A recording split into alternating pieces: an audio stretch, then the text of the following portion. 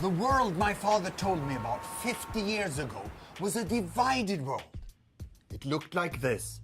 Each bubble is a country. Size is population. Blue, Africa. Red, Asia. Yellow, Europe. And green, the Americas.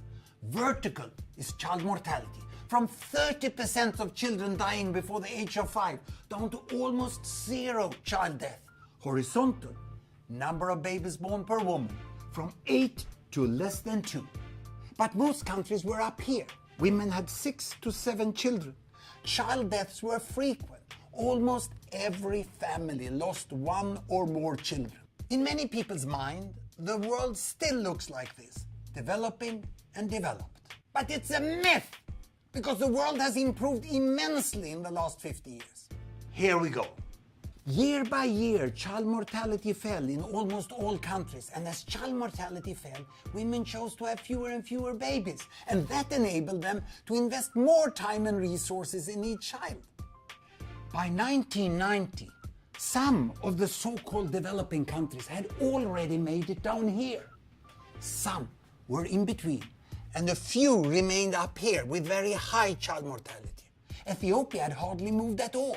It had passed through decades of famines and political turmoil. Many people think that Ethiopia is still stuck up here, but look what happens after 1990.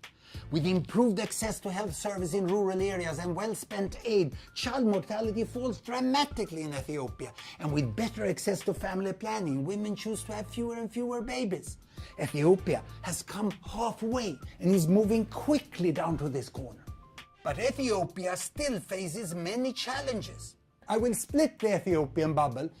The capital, Addis Ababa, is already down here.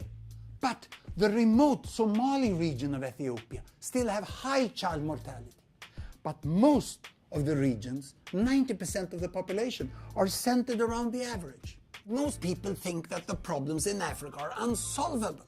But if the poorest countries can just follow the path of Ethiopia, it's fully possible that the world will look like this in 2030.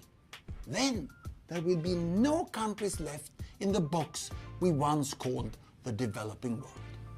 But to ensure that that happens, we must measure the progress of countries. It's only by measuring we can cross the river of myths.